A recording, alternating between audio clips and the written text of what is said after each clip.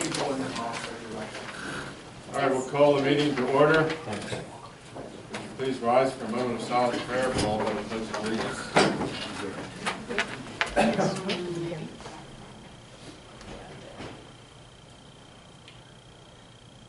Amen. I pledge allegiance to the flag of the United States of America and to the republic for which it stands, one nation, under God, indivisible, with liberty and justice for all. This meeting has been called for the specific purpose of presenting the budget. No votes will be taken. No other business can be discussed because it is a special meeting called for one purpose. Has anyone signed up for public comment? No, sir. All right, we'll move on. Then there's no old business. No old business? New business, presentation of the budget. We'll proceed with that.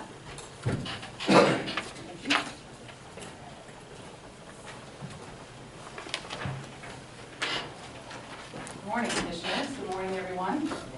I'm coming before you today to present the proposed budget for 2014. Going into 2014, I'm very pleased to be able to tell you that the budget is balanced and that we are proposing no tax increase for 2014. Hey, hey.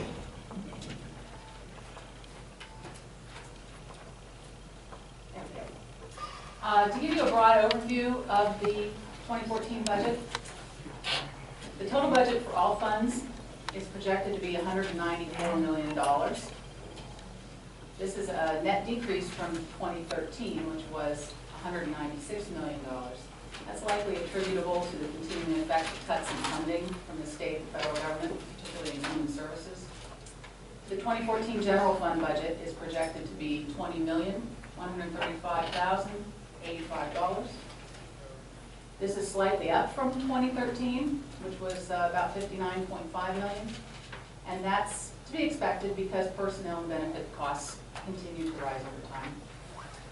The estimated reserve general fund balance for the beginning of 2014 is $5,307,519. This is a decrease of a little over 10% from 2013, which was $5.9 million. That's down about $632,000. What this tells you is that even with the 1 mil property tax that was enacted last year, the fund balance is still declining. That means that you're using your fund balance to fund your expenses. And a declining fund balance does have some implications for our overall financial status. It can affect things like your bond rating. Certainly you make less interest if you have less of a fund balance. So that's something that we'd like to see getting a little more supported on the positive side rather than declining year to year. The total current market value of real estate in Butler County is estimated at $12.7 billion. Based on our current ratio, which is 100% of 1969 property values, the assessed total value for taxing purposes is $1,716,592,356. Our general millage will remain 20.688 mils. That's no change from last year. And our debt service millage remains 3.94 mils.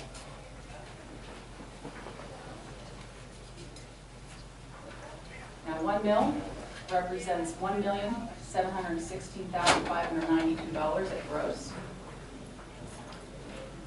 So our total estimated tax revenue for 2014 is $42,276,236 at gross. For budgeting purposes, we budget at 96% to allow for uncollectible taxes. So for the general fund budget, that 96% number is $40,585,287. Our proposed capital spending plan is $507,500. And our workforce has remained essentially the same. We have 14 elected officials, 761 full-time workers, 112 part-time, and 43 seasonal. This is a chart that shows a comparison of all funds, the general fund and the tax revenue over time. On the far right, you can see our 2014 figures. That's what we've already discussed. The total budgeted funds of about $194 million, the general fund budget of $60 million, and anticipated tax revenue, total tax revenue of $42 million. And what this shows you is that taxpayer dollars are really leveraged to support a much larger expenditure budget. So the 20.6 mil local tax revenue supports an almost $200 million budget of services that are provided to county employees, county residents.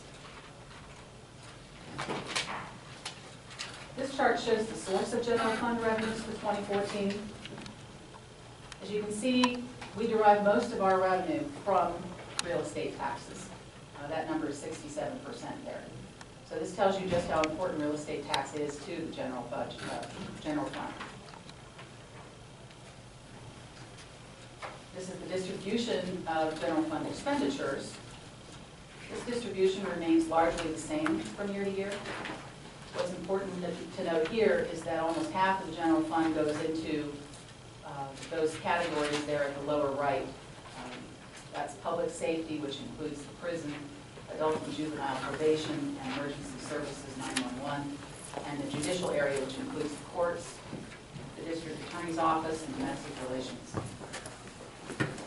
Two other significant operational areas are the 12% that goes to human services, veteran services, and the county's contribution to BC3. It says 9% there, but I believe that figure should be 12%.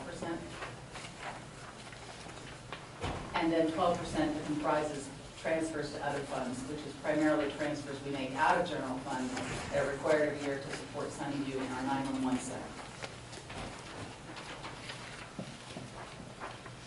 This chart shows the source of revenues from all funds. If you recall, that total is $194.6 million.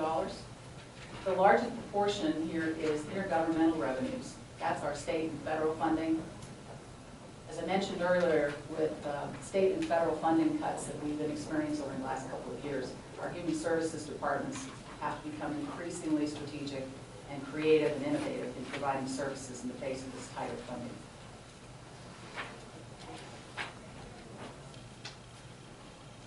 This chart shows the distribution of all funds. As you can see, almost half of that, 47%, does go to the human service areas. So that's where intergovernmental revenue is extremely important to us. We have a $200 million budget, of which only $42.2 million comes from real estate taxes. Shows you how much we rely on bringing in outside revenue from the state and federal government in order to provide services to our growing county. This chart shows the changes in general purpose taxes from real estate over time. As you can see, it's mostly a slow and steady increase, which mostly represents the economic growth of Butler County as more businesses and residents move in here and generate property revenue for the county. You can see there's a spike there between 2012 and 2013, which is the $1 mil increase that was necessary to enact last year. And then again, a very slight increase from 2013 to 2014 as our county growth continues. We're very fortunate to have a growing county. That's allowed the commissioners over time to keep property taxes relatively low, particularly in regard to the taxes in surrounding areas. This slide shows in dollar figures the largest sources of revenue for the general fund. Again, you see the general fund balance carryover there at $5.3 million. Current real estate tax revenue of $34 million. That's at the 96% budgeted figure. The debt service millage at $6.49 million.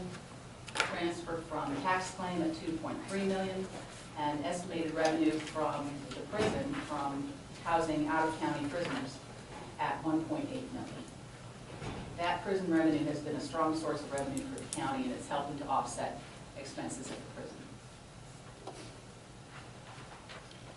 This shows the largest expensive operation from the general fund. The largest proportion of categories there, as you'll see, are related to public safety in the courts. For example, the prison, court administration and related offices. The district justice's offices are in there. The district attorney's operations, adult and juvenile probation, the sheriff's operations, and the 911 center. Children and Youth Services also accounts for a large area of expense that requires a contribution from general fund of just over $2 million. However, you'll see in the note below there that their total funding includes their state and federal money and totals over $12 million. For Sunnyview, the operating loss for 2014 is estimated at $838,000, and that's the transfer from general fund. The agency contributions, that's a large expense in the aggregate. Those are all of the local community service organizations and other local organizations that the commissioners support with general fund money, which includes Butler County Community College at $4.7 million, the CDC at $275,000, Agriculture Extension at $163,000, and the Federated Library System at $250,000. And I'll show you a chart that breaks out those various contributions. You'll see that the commissioners have for a long time supported such community agencies as public service organizations, the Flood Control Authority, the Butler County Children's Center, Voice, and the Army National Guard. You see BC3 on there as the largest single contribution to the county, from the county. The county also provides important funding to the Butler County Airport Authority, the library system, as I mentioned, the Butler County Historical Society, the Penn State Extension Office, and to support farmland preservation in the county. This is the last slide, and it shows the relative proportion of people's overall tax bill that actually goes to the county. The county often takes it on the chin when it comes to property taxes that people pay, but you can see that overall, the county taxes that you pay are really a small proportion of your tax bill. School taxes account for about 3/4 of that tax bill. So after all this discussion of the budget, I think it's an important takeaway for people to realize that when you consider all of the services that the county provides, it's still only about 16% of people's total tax bill. In closing, I would like to note that the county's budget is definitely a team effort. It takes the expertise and professionalism of all of our department heads and elected officials and their staffs to first develop sound budgets. Our assessment professionals provide good estimates of our revenue coming in from property taxes, and then our fiscal people throughout the different operations all pull it together. It also is a supremely intense team effort in the commissioner's office to put it all together for presentation to the board, and I'm deeply grateful to everyone who's involved in that, especially Dawn Lusk, Terry Schnur, Chris Savage, Debbie Bish for all of their hard work. It just couldn't happen without their willingness to work hard to provide their expertise to this project. I'd also like to thank you, commissioners, for your confidence and support in putting this together.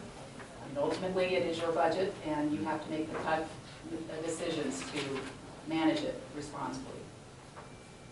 So as you know, the proposed budget will be on display now for the next 21 days, with the adoption of the budget scheduled for Tuesday, December 31st at 10 a.m. here in the public meeting room.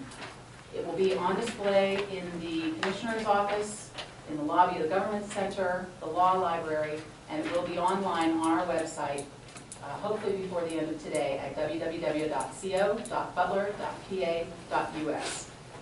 Thank you, and I'd be happy to answer any questions. Very nice presentation. Do any of the commissioners have a question for Amy? About conference time with the media, Kayla?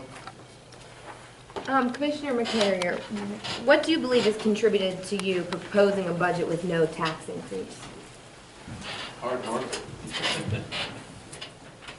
Anything specific that you want to know? Well, I don't mean hard work on the part of the commissioners. I mean hard work on the part of every elected official and every department head within the county.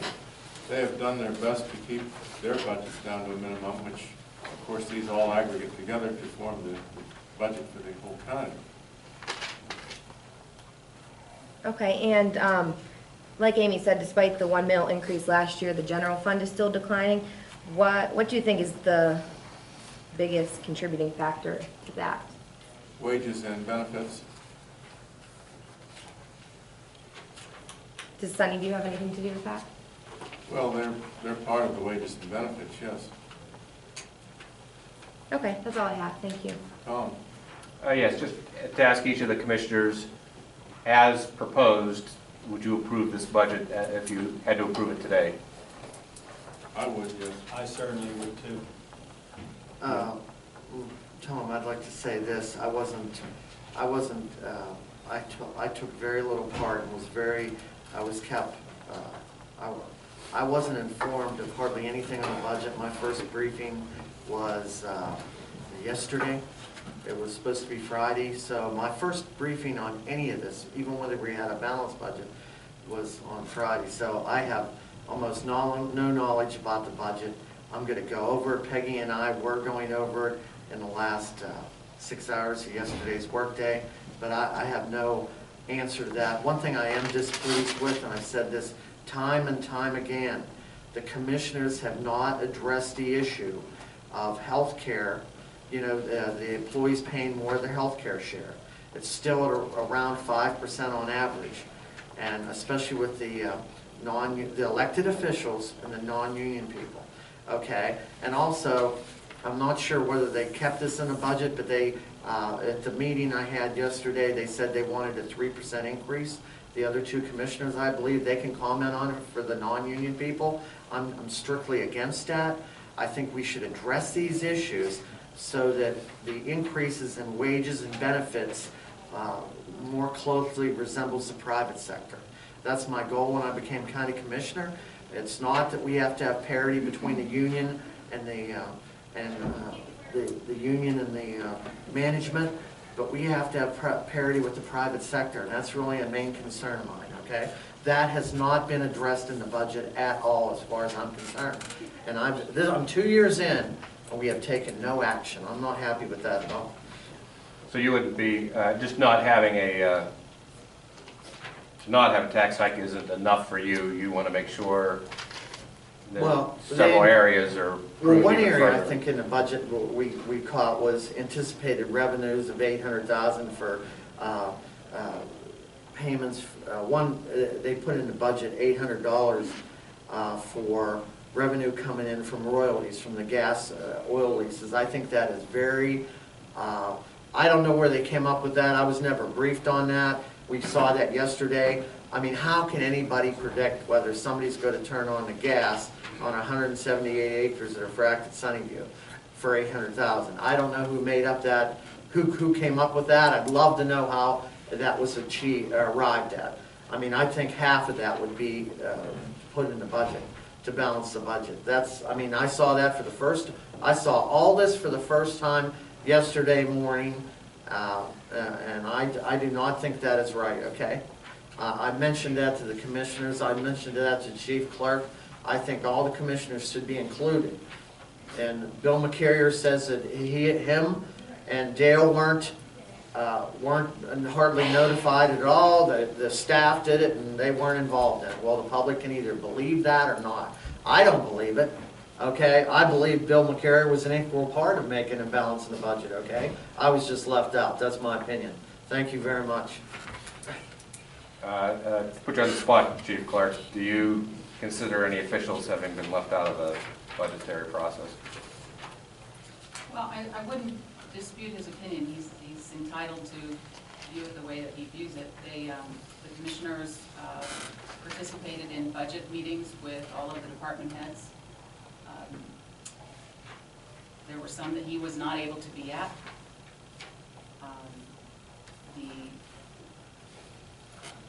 The putting together of the figures does largely happen at a staff level rather than at the commissioner level.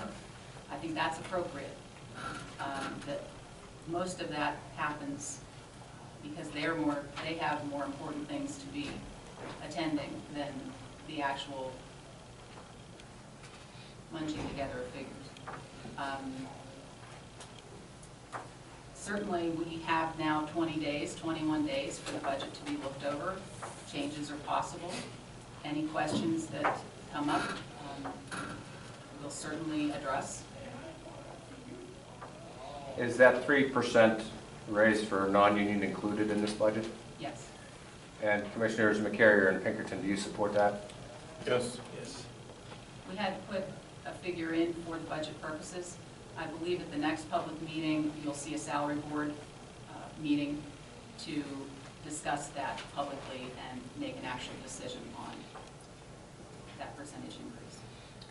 And just a quick question for the controller. Earlier this year, you predicted there would be a tax hike for 2014. So what's your reaction to this?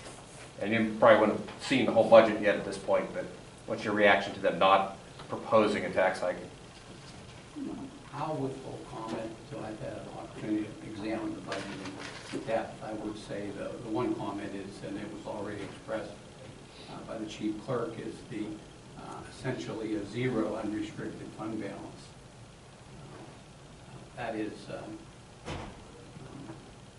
a circumstance which I know the county is concerned about. But this budget essentially takes the county to a 0% $0 unrestricted fund balance. And I'd also probably take a little bit of an issue with the $100,000 increase in appropriations to community college. Community college unrestricted fund balance now sits in excess of $16 million as of the completion of June 30th, 2013 audit. Thank you, Controller. That's all I have. All right, motion to adjourn? So moved. Second, those in favor? Aye. Aye. Thank you all.